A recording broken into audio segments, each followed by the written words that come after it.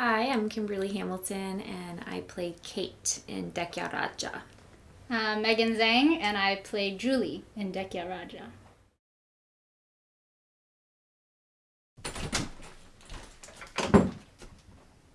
Mi pardon petas. Kiel vi informis lin? Ĝi simple elglitis. Ho ĉesu, vi ne estas Dekja Raja. Kion li diris? Divenu kion li diris. Kial vi vespermanĝis kun via ekskoremiko? Nu, kial?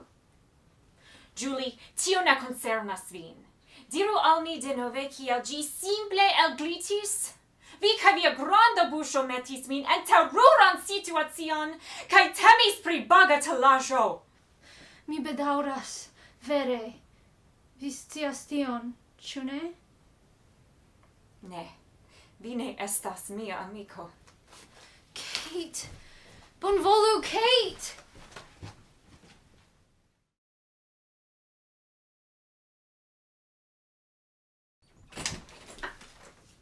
I'm sorry. Why did you tell him? It just slipped out. Oh, please, you're not 10 years old. What'd he say? Guess what he said.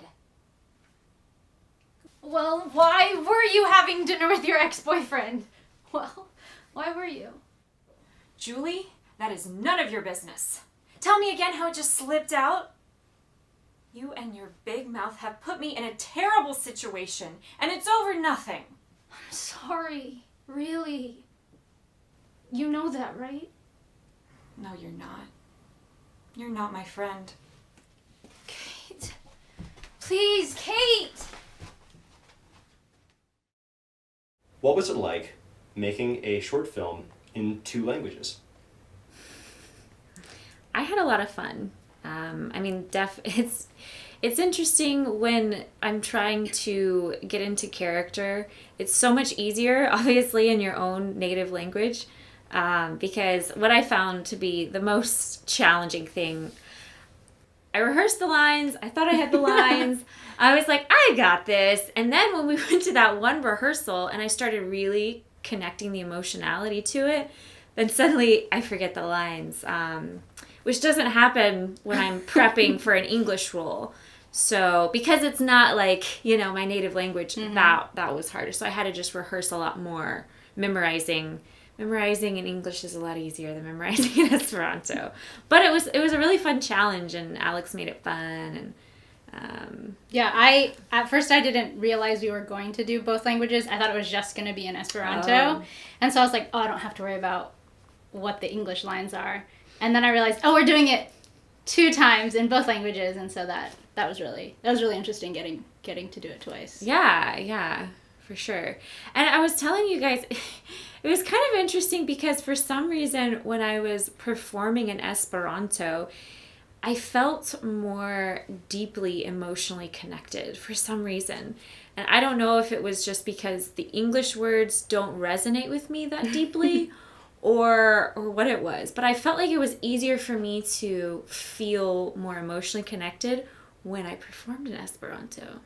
And I don't know why, but that was an interesting interesting discovery. No, I totally get that, yeah. What was the trickiest part of the script for you to tackle? I will say I had it easier because I had less lines and you have this whole paragraph. So honestly, I didn't find it that hard because every time I spoke, it was just a few words at a time. Well, you did have that one line that was a little longer, but I guess it wasn't quite as long as mine. No, not at all. The hardest one for me was just that one long line.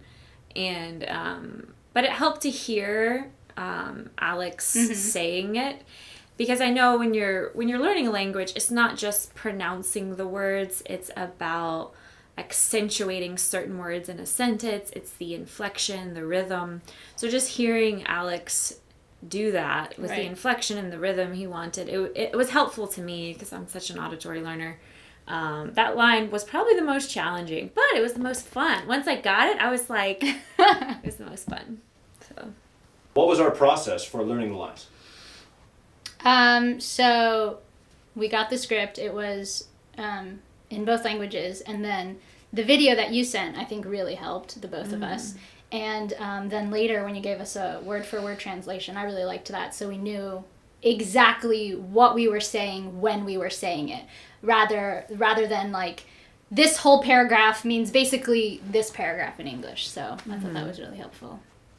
Yeah, same. I think what helped me the most was just hearing it, but it also helps to break down each word, so I know exactly what each word means. That was helpful as well. What's your favorite Esperanto word from the script that you're like, oh, in my back pocket, I'll probably never forget that this word means this. What's an Esperanto souvenir that you think you'll keep for a while from this script? The line, vi scias tion, chune, the scias, what is it, SCIAS. I just thought, because I saw SC, so I was like, that's probably like sk or like sh. But the fact that it's scias, I don't know, it was really weird. I like it. I think I like Dekyar Aja, definitely, and also the last one, Kitemi what was the Bagatelajo? Bagatelajo was fun to say. I don't know why. Bagatelajo, just a fun word. Yeah. Great, that's great. What experience do the two of you have in speaking or learning other languages? My parents are Chinese immigrants, so I speak Chinese or Chinglish at home. So I've grown up knowing two different languages. So I guess learning languages has been easier for me because I already had a foot in on like, oh, I know I can do this. So I've just always been interested in learning different languages. So my native language is English. In high school and in college, I studied a lot of French. So as a theater major, I had to pick one foreign language to go to the 4th level or whatever. So French was mine. And it's funny because I know when we were doing that scene, I kept saying vous instead of vie, and that's probably because somewhere in my brain I still remember a lot of French, and vous means you in French. So yeah. How did you first hear about Esperanto? Through you. That's the first I've heard of it. Yeah. I don't know when. It might have been in middle or high school. I remember people talking about how it was like a man-made language. I don't know if that's how you say it, because all languages are man-made. Right. What isn't man-made? Yeah, I knew about it. I didn't know much other than that it was a language that existed, that somebody made up. Yeah.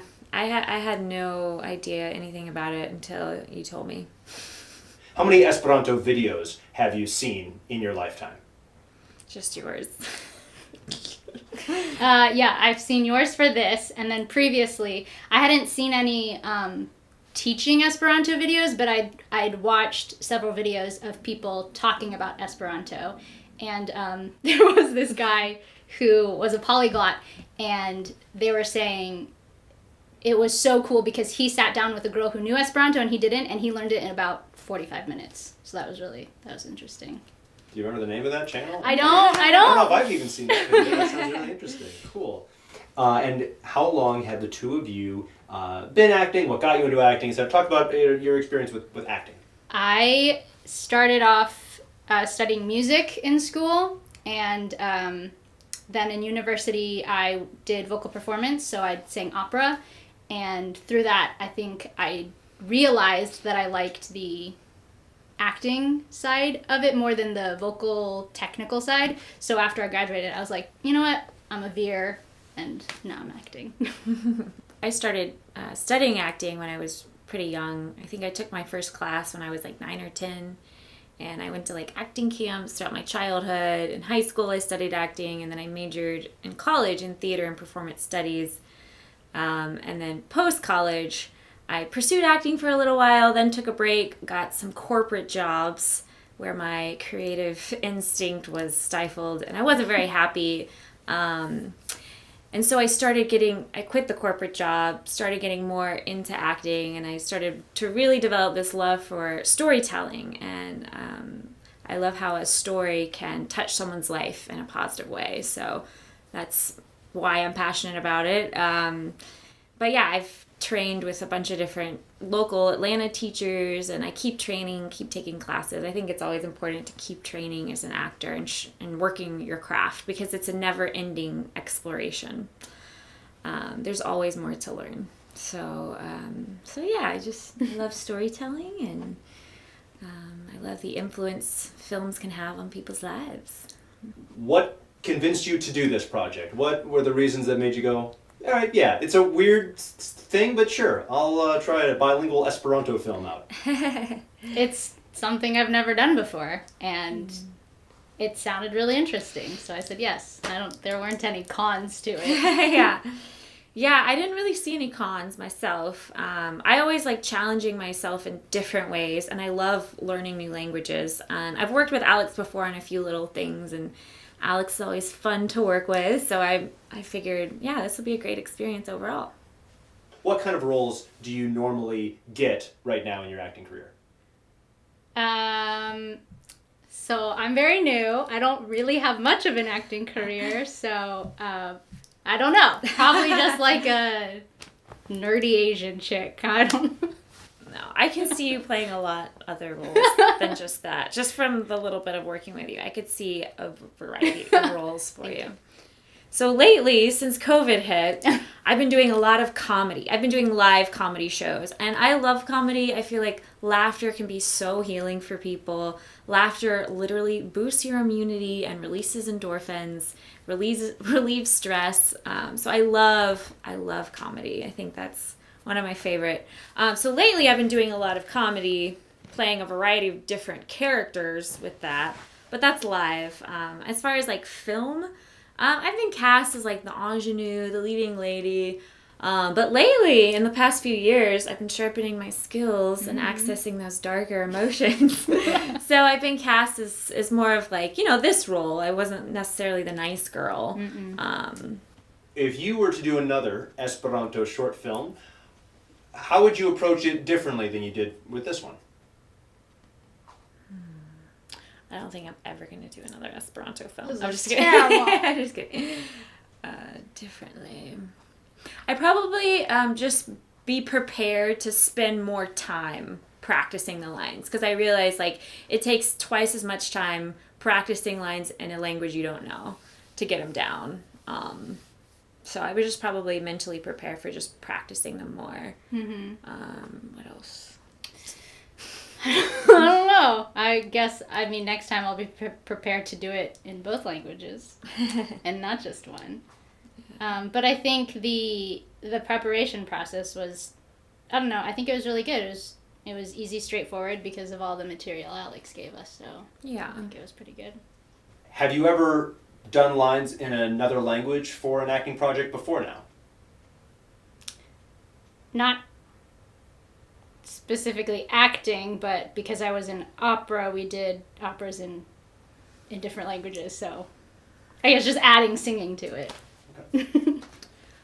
So I've done some performances where there was like a scene that required a different language, but not like I was in the last night of Ballyhoo, and there was a whole the Shabbat Shalom prayer, so I've definitely done acting in other languages, but not like a full film in another language before.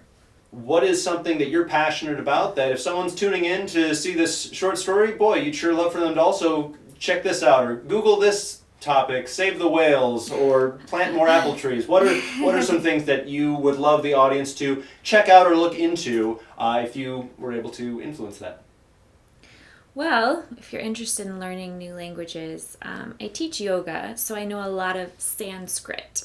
I have a YouTube channel where some of the videos I talk about like the Sanskrit terms for all the yoga poses. So if you're interested in learning Sanskrit or anything like that, you could check out my yoga channel, maybe learn a little Sanskrit.